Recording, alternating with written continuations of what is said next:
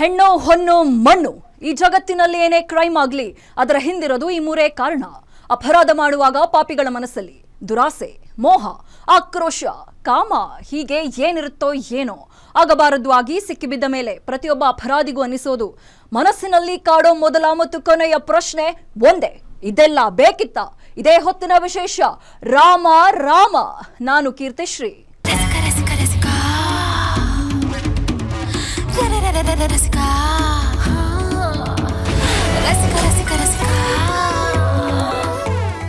DGP Ramachandra ರಾವ್ಗೆ ಸೇರಿದ್ದು ಅಂತ ಹೇಳಲಾದ ರಾಸಲೀಲೆ ವಿಡಿಯೋಗಳು ಭಾರಿ ಹಲ್ಚಲ್ ಎಬ್ಬಿಸಿವೆ. ಇದು ಪೊಲೀಸ್ ಇಲಾಖೆಗೆ ಭಾರಿ ಮುಜುಗರ ತರಿಸಿದೆ. ಸಮವಸ್ತ್ರದಲ್ಲೇ ಮಹಿಳೆಯರ ಜೊತೆ ಸರಸ ಸಲ್ಲಾಪ ಮಾಡಿದ್ದು, ಕಚೇರಿಯಲ್ಲೇ ಹಗ್ಗಿಂಗ್ ಕಿಸ್ಸಿಂಗ್ ಮಾಡಿರುವುದು ದೊಡ್ಡ ವಿವಾದ ಸೃಷ್ಟಿಸಿದೆ. ಸದ್ಯಕ್ಕೆ ವಿವಾದಿತ ಅಧಿಕಾರಿಗೆ ಅಮಾನತು ಶಿಕ್ಷೆ ವಿಧಿಸಲಾಗಿದ್ದು ರಾಜ್ಯ ಸರ್ಕಾರ ತನಿಖೆಗೆ ಆದೇಶಿಸಿದೆ. ಏನಿದು ರಾಸಲೀಲೆ ಪುರಾಣ ಅಂತ ನೀವೇ ನೋಡಿ.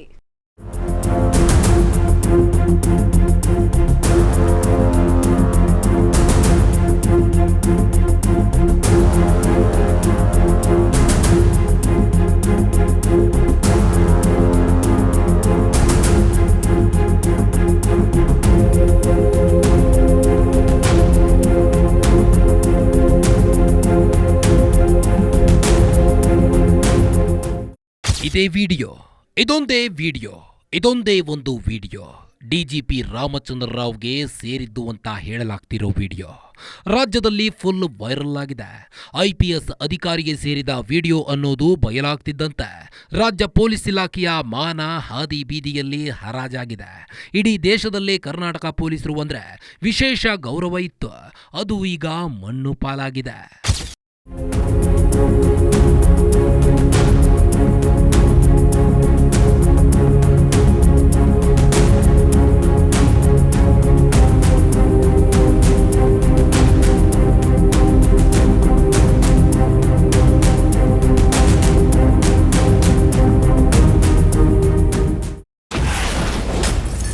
ಕಚೇರಿಯಲ್ಲೇ ಕಾಮ ಕೇಳಿ ನಡೆಸಿದ್ರ ಡಿಜಿಪಿ ರಾವ್.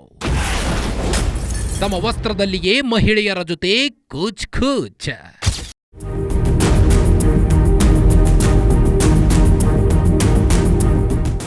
ಡಿಜಿಪಿ ರಾಮಚಂದ್ರ ರಾವ್ ಮೂಲತಃ ಆಂಧ್ರಪ್ರದೇಶ ಗುಂಟೂರು ಮೂಲದವರಾದ ಇವರು 1993ನೇ ಬ್ಯಾಚ್ನ IPS ಅಧಿಕಾರಿಯಾಗಿದ್ದಾರೆ. 1993ರಿಂದ ರಾಜ್ಯದಲ್ಲಿ ಸೇವೆ ಸಲ್ಲಿಸುತ್ತಾ ಇದ್ರು. ಅಷ್ಟೇನು ಚಿರಪರಿಚಿತ ಹೆಸರಲ್ಲ. ಕಾರ್ಯನಿರ್ವಾಹಕ ಹುದ್ದೆಗಳಿಗಿಂತ ಕಾರ್ಯನಿರ್ವಾಹೇತರ ಹುದ್ದೆಗಳಲ್ಲಿಯೇ ಸೇವೆ ಸಲ್ಲಿಸಿದ್ರು. ಇಂಥ ರಾಮಚಂದ್ರ ರಾವ್ ವಿರುದ್ಧ ಯಾವುದೇ ಆರೋಪಗಳು, ವಿವಾದಗಳು ಹುಟ್ಟಿಕೊಂಡಿರಲಿಲ್ಲ. ಇಂಥ ಹಿರಿಯ ಪೊಲೀಸ್ ಅಧಿಕಾರಿ ನಿವೃತ್ತಿಯ ಅಂಚಿನಲ್ಲಿ ದೊಡ್ಡ ವಿವಾದದಲ್ಲಿ ಸಿಲುಕಿಕೊಂಡಿದ್ದಾರೆ. ಮಹಿಳೆಯರ ಜೊತೆ ಕಾಮ ಕೇಳಿ ನಡೆಸಿದ್ದಾರೆ ಅನ್ನೋ ಆರೋಪ ಕೇಳಿ ಬಂದಿದೆ.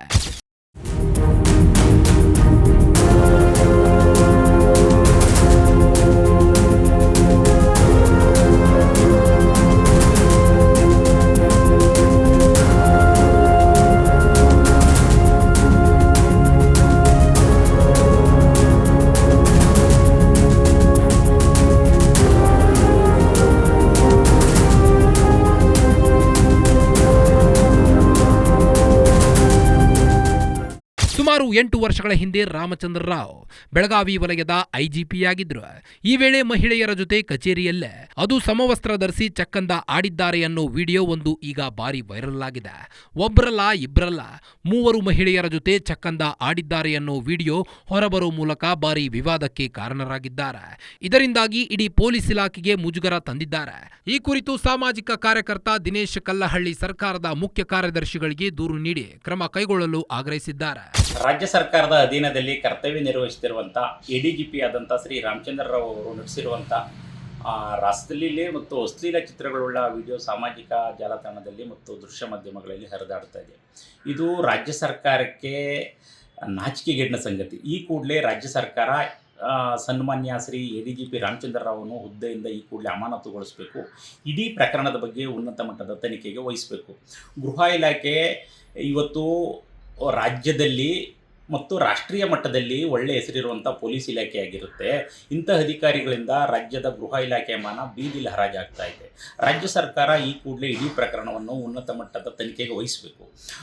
ದಕ್ಷ ಮತ್ತು ಪ್ರಾಮಾಣಿಕ ಅಧಿಕಾರಿಗಳಿಂದ ಇಡೀ ಪ್ರಕರಣವನ್ನು ತನಿಖೆಗೆ ವಹಿಸುವುದರ ಜೊತೆಗೆ ಈ ಕೂಡಲೇ ಇಂಥ ಅಧಿಕಾರಿಯನ್ನು ಹುದ್ದೆಯಿಂದ ಈ ಕ್ಷಣದಿಂದಲೇ ಅಮಾನತುಗೊಳಿಸಬೇಕು. ರಾಜ್ಯ ಸರ್ಕಾರದ ಮುಖ್ಯ ಕಾರ್ಯದರ್ಶಿಗಳು ಮತ್ತು ಗೃಹ ಇಲಾಖೆಯ ಪ್ರಧಾನ ಕಾರ್ಯದರ್ಶಿಗಳಿಗೆ ನಾನು ಈಗಾಗಲೇ ಇದರ ಬಗ್ಗೆ ಗಂಭೀರವಾದಂಥ ಒಂದು ದೂರನ್ನು ಕೂಡ ನೀಡಿದ್ದೇನೆ. ಸರ್ಕಾರ ಈ ಪ್ರಕರಣದಲ್ಲಿ ಯಾವುದೇ ರೀತಿಯಾದಂಥ ಲೋಪ ಇಲ್ಲದಂತೆ ಈ ಕೂಡಲೇ ಪ್ರಕರಣವನ್ನು ತನಿಖೆಗೆ ವಹಿಸಿದರೆ ರಾಜ್ಯ ಸರ್ಕಾರಕ್ಕೆ ಅಂಟಿರುವಂಥ ಈ ಕಳಂಕ ಸ್ವಲ್ಪ ಮಟ್ಟಿಗಾದರೂ ತೊಡೆದಾಕುವಂಥ ಸಾಧ್ಯತೆ ಇದೆ. ಸರ್ಕಾರ ಇಂಥ ಪ್ರಕರಣವನ್ನು ಗಂಭೀರವಾಗಿ ಪರಿಗಣಿಸಬೇಕು. ಇದರಲ್ಲಿ ಯಾರನ್ನೂ ಕೂಡ ರಕ್ಷಣೆ ಮಾಡುವಂಥ ಕೆಲಸ ಆಗಬಾರ್ದು. ಹಾಗಾಗಿ ಸನ್ಮಾನ್ಯ ಮುಖ್ಯಮಂತ್ರಿಗಳಾದಂಥ ಶ್ರೀ ಗೌರವಾನ್ವಿತ ಸಿದ್ದರಾಮಯ್ಯ ಅವರು ಈ ಕೂಡಲೇ ಈ ಪ್ರಕರಣವನ್ನು ಉನ್ನತ ಮಟ್ಟದ ತನಿಖೆಗೆ ವಹಿಸಿ ರಾಜ್ಯದ ಜನತೆಗೆ ಒಂದು ಸ್ಪಷ್ಟ ಸಂದೇಶ ಕೊಡಬೇಕಂತೇಳಿ ನಾನು ಈ ಸಂದರ್ಭದಲ್ಲಿ ಒತ್ತಾಯ ಮಾಡ್ತೇನೆ.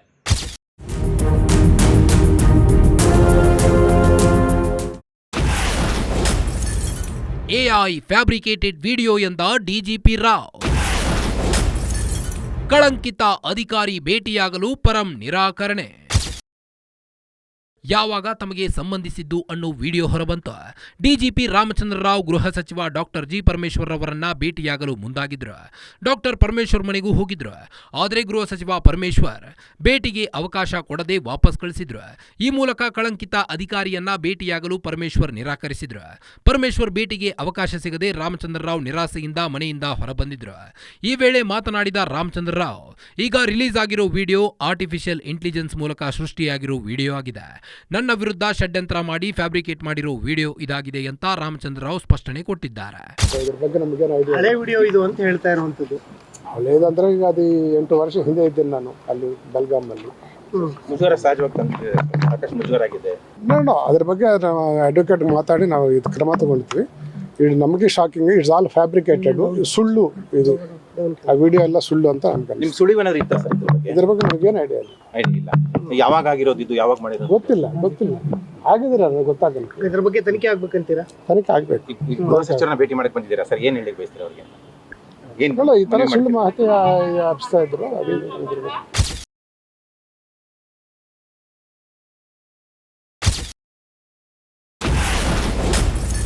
ರಾಮಚಂದ್ರ ರಾವ್ ಅಮಾನತು ಮಾಡಿದ ರಾಜ್ಯ ಸರ್ಕಾರ.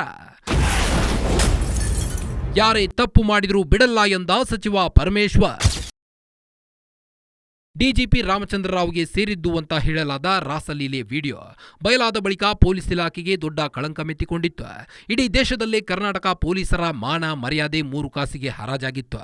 ಕಚೇರಿಯಲ್ಲಿ ಸಮವಸ್ತ್ರ ಧರಿಸಿ ಮಹಿಳೆಯನ್ನ ತಬ್ಬಿಕೊಂಡು ಮುದ್ದಾಟದ ವಿಡಿಯೋ ಭಾರಿ ವೈರಲ್ ಆಗಿತ್ತು. ಇದು ರಾಜ್ಯ ಸರ್ಕಾರಕ್ಕೂ ಕೂಡ ಮುಜುಗರ ತರಿಸಿತ್ತು. ಪೊಲೀಸ್ ಇಲಾಖೆಗೆ ರಾಜ್ಯ ಸರ್ಕಾರಕ್ಕೆ ಮುಜುಗರ ಉಂಟು ಮಾಡಿದ್ದ ಅಧಿಕಾರಿಯನ್ನ ಸರ್ಕಾರ ಅಮಾನತು ಮಾಡಿದೆ. ಅಲ್ಲದೆ ಯಾರೇ ತಪ್ಪು ಮಾಡಿದರೂ ಬಿಡಲ್ಲ ಅಂತ ಡಾಕ್ಟರ್ ಜಿ ಪರಮೇಶ್ವರ್ ಹೇಳಿದ್ದಾರೆ. ಅಲ್ಲದೆ ವಿಡಿಯೋ ಕುರಿತು ಶೀಘ್ರವೇ ತನಿಖೆ ನಡೆಸಿ ತಪ್ಪಿತಸ್ಥರ ವಿರುದ್ಧ ಕ್ರಮ ಕೈಗೊಳ್ಳುತ್ತೇವೆ ಅಂತ ಹೇಳಿದ್ದಾರೆ. ಸಂದರ್ಭದಲ್ಲಿ ಮಾಧ್ಯಮದಲ್ಲಿ ಬರ್ತಾ ಇದೆ ಹೇಳಿದ್ರು.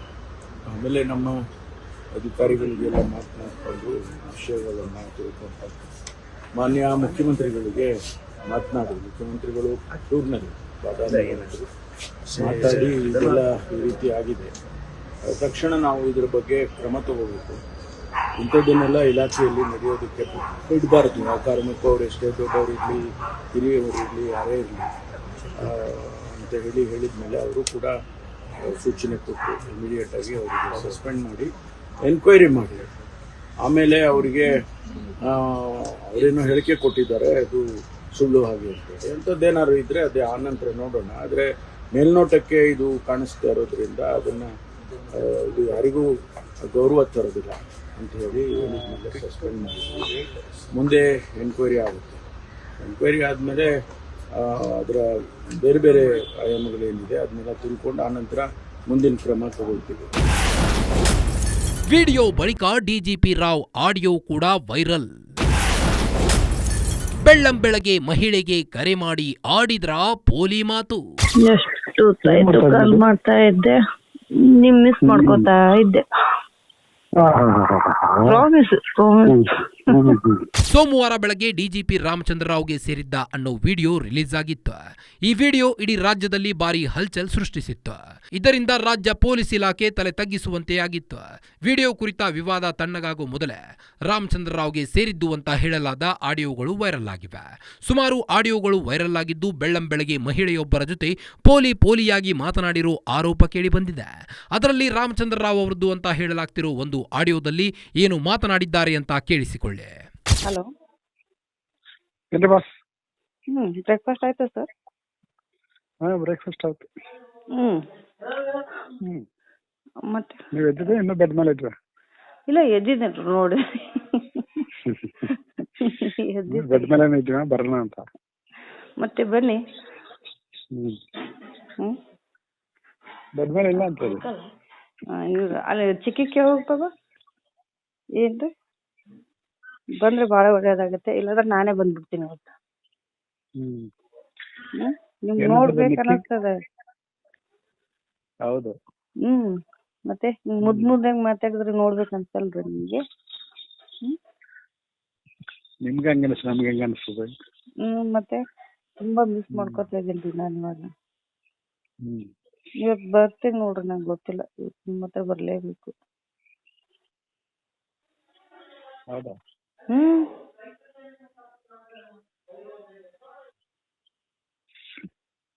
ಬರ್ಬೇಕು ಅನಿಸ್ತಾ ಇದೆ, ಏನ್ ಮಾಡ್ಲಿ ಅವ್ರು?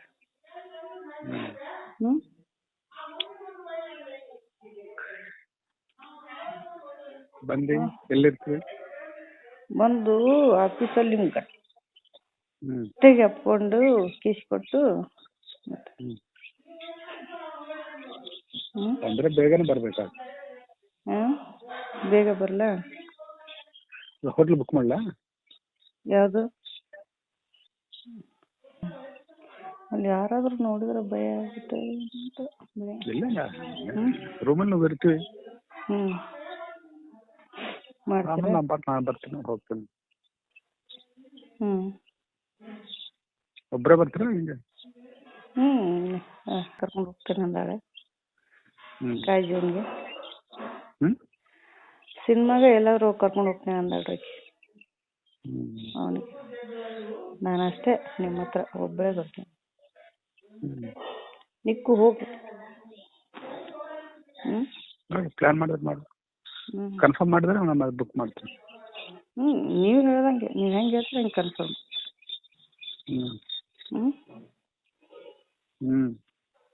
ನೀವು ಹೇಗೆ ಹೇಳ್ತೀರ ಹಾಗೆ. ಸುಮ್ಮನೆ ಆರ್ಡ್ರ್ ಮಾಡ್ಬೇಕು ಈಗ ನೀವು ಅಷ್ಟೇ. ಬಂದ್ಬಿಡು ಅಂದ್ರೆ ಆಯ್ತು, ಬಂದ್ಬಿಡ್ತೀನಿ. ಮತ್ತೆ ರೆಡಿ ಆಗ್ಬೇಕಲ್ಲ ನೀವು? 10 ಆಗ್ಬಿಟ್ರೆ. ರೆಡಿಯಾಗಿ ಏನು ಹಾಕೊಂಡ್ಬರ್ಬೇಕು ಸರ್ಗೆ? ಸಾರಿನಾ, ಡ್ರೆಸ್? ಯಾವ್ದಾದ್ರು ಹಾಕೊಂಡು ಬನ್ನಿ. ರೂಮಲ್ಲಿ ಇರ್ತಾನ, ನಮ್ಮ ಹತ್ರ ಆಫೀಸ್ಗೆ ಬರಲ್ಲ.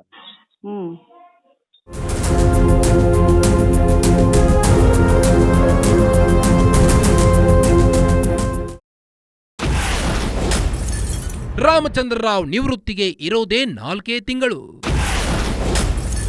ನಿವೃತ್ತಿಯ ಅಂಚಿನಲ್ಲಿ ಡಿಐಜಿ ಸುತ್ತ ದೊಡ್ಡ ವಿವಾದ.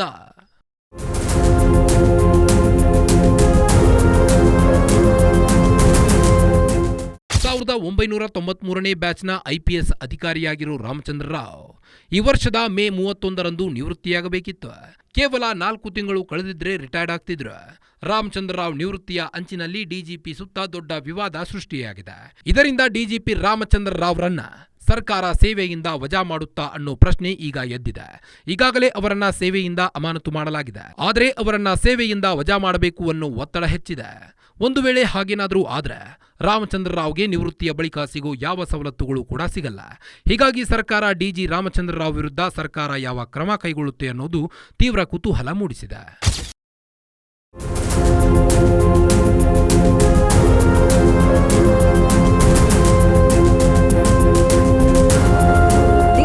ರಾಮಚಂದ್ರ ರಾವ್ಗೆ ಸೇರಿದ್ದು ಎನ್ನಲಾದ ವಿಡಿಯೋದಲ್ಲಿರೋ ಮಹಿಳೆ ಅವರಿಗೆ ಪರಿಚಯ ಆಗಿದ್ದು ಹೇಗೆ?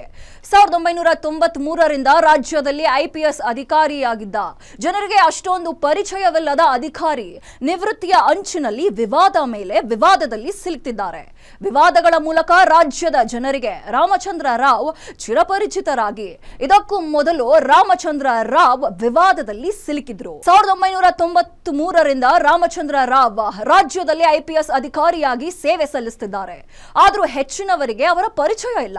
ನಿವೃತ್ತಿಯ ಅಂಚಿನಲ್ಲಿರೋ ರಾಮಚಂದ್ರ ರಾವ್ ವಿವಾದಗಳ ಮೂಲಕ ಸುದ್ದಿಯಲ್ಲಿದ್ದಾರೆ. ಮೊದಲ ಬಾರಿಗೆ ರಾಮಚಂದ್ರ ರಾವ್ ಹೆಸರು ಕೇಳಿ ಬಂದಿದ್ದು ಚಿನ್ನದ ಕಳ್ಳ ಸಾಗಣೆ ಪ್ರಕರಣದಲ್ಲಿ. ಕನ್ನಡ ನಟಿ ರನ್ಯಾ ರಾವ್ ಪ್ರಕರಣದಲ್ಲಿ ಅವರ ಹೆಸರು ತಳುಕು ಹಾಕೊಂಡಿತ್ತು. ಈಗ ಅವರಿಗೆ ಸೇರಿದ್ದು ಎನ್ನಲಾದ ರಾಸಲೀಲೆ ವಿಡಿಯೋ ರಿಲೀಸ್ ಆಗಿದೆ. ಅದರ ಡೀಟೇಲ್ಸ್ ಎಲ್ಲಿದೆ ನೋಡಿ.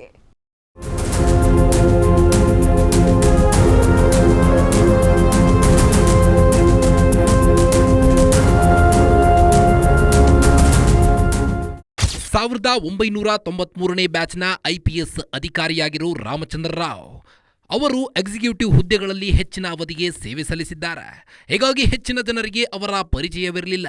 2025ರ ಮಾರ್ಚ್ನಲ್ಲಿ ಬೆಂಗಳೂರಿನ ಕೆಂಪೇಗೌಡ ಏರ್ಪೋರ್ಟ್ನಲ್ಲಿ ಚಿನ್ನದ ಕಳ್ಳ ಸಾಗಣೆ ಪ್ರಕರಣ ಬೆಳಕಿಗೆ ಬಂದಾಗ ಮೊದಲ ಬಾರಿಗೆ ರಾಮಚಂದ್ರ ರಾವ್ ಹೆಸರು ಮುನ್ನೆಲೆಗೆ ಬಂದಿತ್ತು. ಸ್ಯಾಂಡಲ್ವುಡ್ ನಟಿ ರನ್ಯಾ ರಾವ್ ಚಿನ್ನದ ಕಳ್ಳ ಸಾಗಣೆಯಲ್ಲಿ ಭಾಗಿಯಾಗಿದ್ರು. ಇದಕ್ಕಾಗಿಯೇ ತಮ್ಮ ಮಲತಂದೆ ರಾಮಚಂದ್ರ ರಾವ್ ಹೆಸರು ಬಳಸಿಕೊಂಡಿದ್ರು. ಈ ವಿವಾದದ ಮೂಲಕ ರಾಮಚಂದ್ರ ರಾವ್ ಜನರಿಗೆ ಪರಿಚಿತರಾಗಿದ್ರು. ಈಗ ಅವರಿಗೆ ಸೇರಿದ ರಾಸಲೀಲೆ ವಿಡಿಯೋ ಬೆಳಕಿಗೆ ಬಂದಿದೆ.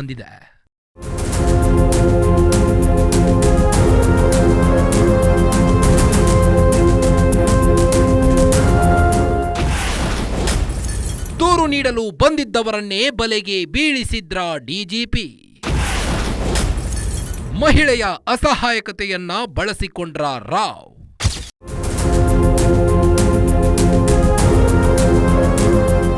ಸುಮಾರು 8 ವರ್ಷದ ಹಿಂದೆ DGP ರಾಮಚಂದ್ರ ರಾವ್ ಬೆಳಗಾವಿ ವಲಯ IGPಯಾಗಿ ಕಾರ್ಯವನ್ನ ನಿರ್ವಹಿಸುತ್ತಿದ್ರು. ಈ ವೇಳೆ ಬೆಳಗಾವಿಯಲ್ಲಿ ಪತಿ ಪತ್ನಿ ನಡುವೆ ಗಲಾಟೆಯಾಗಿತ್ತು. ಈ ಕುರಿತು ವಿಡಿಯೋದಲ್ಲಿರುವ ಮಹಿಳೆ ಪೊಲೀಸ್ ಠಾಣೆ ಮೆಟ್ಟಿಲೇರಿದ್ರು. ಆದರೆ ಆಕೆಗೆ ಸೂಕ್ತ ನ್ಯಾಯ ಸಿಕ್ಕಿರಲಿಲ್ಲ. ಆಕೆ ಪೊಲೀಸ್ ಠಾಣೆಯಲ್ಲಿ ನ್ಯಾಯ ಸಿಗದ ಕಾರಣ ಹಿರಿಯ ಅಧಿಕಾರಿಗಳಿಗೆ ದೂರು ನೀಡಲು ಮುಂದಾಗಿದ್ರು. ಇದೇ ರೀತಿ ಆಗ ಬೆಳಗಾವಿ ವಲಯ IGPಯಾಗಿದ್ದ ರಾಮಚಂದ್ರ ರಾವ್ಗೆ ದೂರು ನೀಡಿದ್ರಂತೆ. ಇದನ್ನ ಬಳಸಿಕೊಂಡು ಆಕೆಯ ಜೊತೆ ಚಕ್ಕಂದ ಆಡಿದ್ದಾರೆ ಅನ್ನೋ ಆರೋಪ ಕೇಳಿಬಂದಿದೆ.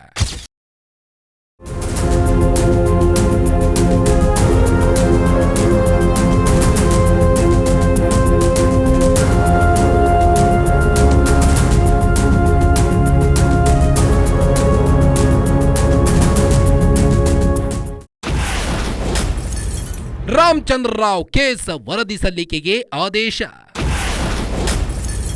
7 ದಿನಗಳಲ್ಲಿ ವರದಿ ನೀಡುವಂತೆ CSಗೆ ಸೂಚನೆ.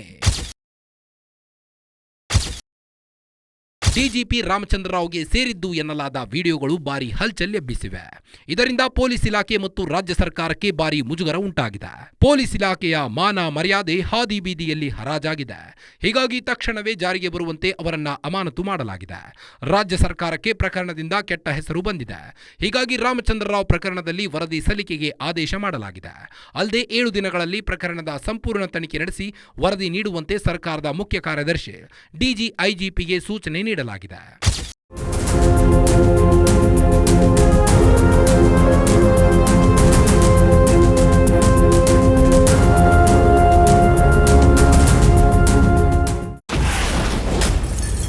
ರಾಸಲೀಲೆ ಪ್ರಕರಣಕ್ಕೆ ಮಹಿಳಾ ಆಯೋಗ ಎಂಟ್ರಿ. 7 ದಿನಗಳಲ್ಲಿ ವರದಿ ಸಲ್ಲಿಕೆಗೆ ಆಯೋಗದ ಸೂಚನೆ. DGP ರಾಮಚಂದ್ರ ರಾವ್ ಪ್ರಕರಣಕ್ಕೆ ಮಹಿಳಾ ಆಯೋಗ ಎಂಟ್ರಿ ಕೊಟ್ಟಿದೆ. ಮಾಧ್ಯಮಗಳಲ್ಲಿ DGP ವಿಡಿಯೋಗಳು ಪ್ರಸಾರವಾದ ಬಳಿಕ ಕೆಲವು ಮಹಿಳಾ ಪರ ಸಂಘಟನೆಗಳು ಆಯೋಗಕ್ಕೆ ಪತ್ರ ಬರೆದು ಕ್ರಮ ಕೈಗೊಳ್ಳುವಂತೆ ಆಗ್ರಹಿಸಿದರು. ಅಲ್ಲದೆ ಮಾಧ್ಯಮಗಳಲ್ಲಿ ಪ್ರಸಾರವಾದ ವಿಡಿಯೋಗಳನ್ನು ಆಧರಿಸಿ ಮಹಿಳಾ ಆಯೋಗ ವರದಿ ಕೇಳಿದೆ. ಈ ಕುರಿತು ರಾಜ್ಯ ಸರ್ಕಾರದ ಮುಖ್ಯ ಕಾರ್ಯದರ್ಶಿಗೆ ಪತ್ರ ಬರೆದಿದ್ದಾರೆ. ಮುಖ್ಯ ಕಾರ್ಯದರ್ಶಿಗೆ ಪ್ರಕರಣದ ಕುರಿತು 7 ದಿನಗಳಲ್ಲಿ ವರದಿ ಸಲ್ಲಿಸುವಂತೆ ಮಹಿಳಾ ಆಯೋಗ ಸೂಚನೆ ನೀಡಿದೆ. ಮಾಧ್ಯಮಗಳಲ್ಲಿ ಪ್ರಸಾರವಾಗಿರುವ ವಿಡಿಯೋಗಳು ಮಹಿಳೆಯರ ಗೌರವಕ್ಕೆ ಚ್ಯುತಿ ತರುವ ರೀತಿ ಇವೆ. ಹೀಗಾಗಿ ಈ ಕುರಿತು ವರದಿ ಸಲ್ಲಿಸಿ ಅಂತ ಸೂಚನೆ ನೀಡಿದ್ದಾರೆ.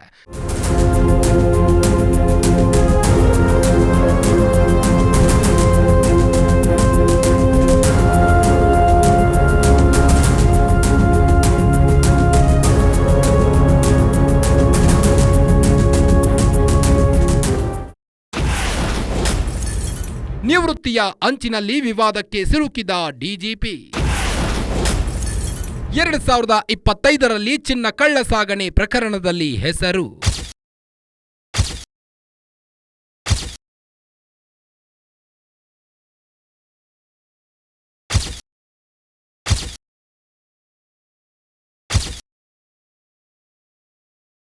ರಾಜ್ಯದ ಹಿರಿಯ ಪೊಲೀಸ್ ಅಧಿಕಾರಿಗಳಲ್ಲಿ ಒಬ್ಬರಾಗಿರುವ ಡಿಜಿಪಿ ರಾಮಚಂದ್ರ ರಾವ್ ಹೆಸರು ಮೊದಲಿಗೆ ಕೇಳಿಬಂದಿದ್ದು ಚಿನ್ನ ಕಳ್ಳ ಸಾಗಣೆ ಪ್ರಕರಣದಲ್ಲಿ.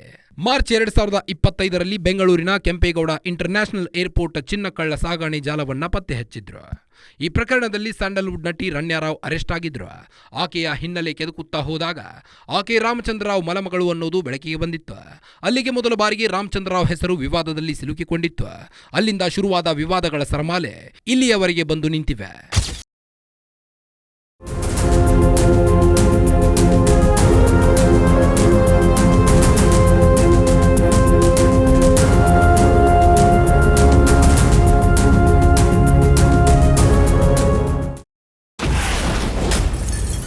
ರಾಮಚಂದ್ರ ರಾವ್ ಹೆಸರು ಬಳಸಿ ಕಳ್ಳ ಚಿನ್ನ ಸಾಗಣೆ. ರಾಸಲೀಲೆ ಬಯಲಾಗುತ್ತಿದ್ದಂತೆ ವಿಚಾರಣೆಗೆ ನೋಟಿಸ್.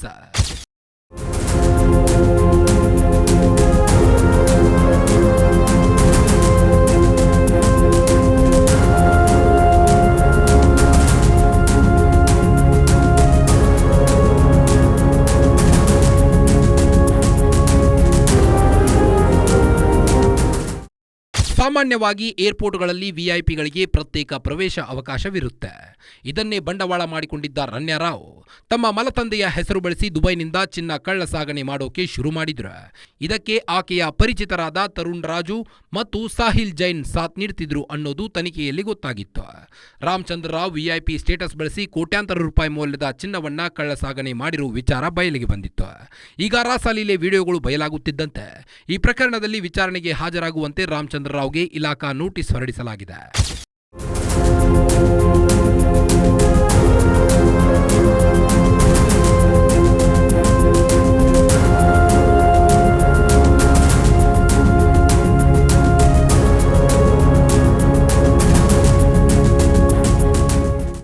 ಪೊಲೀಸ್ ಇಲಾಖೆ ಎಂದರೆ ಶಿಸ್ತಿಗೆ ಇನ್ನೊಂದು ಹೆಸರು.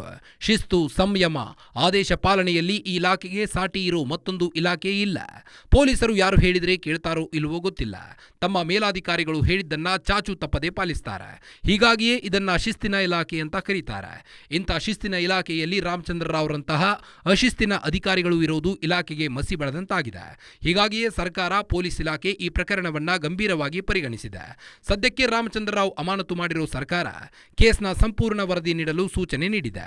ವರದಿ ಬಂದ ಬಳಿಕ ಡಿಜಿಪಿ ವಿರುದ್ಧ ಕಠಿಣ ಕ್ರಮ ಕೈಗೊಳ್ಳುವ ಸಾಧ್ಯತೆ ಇದೆ.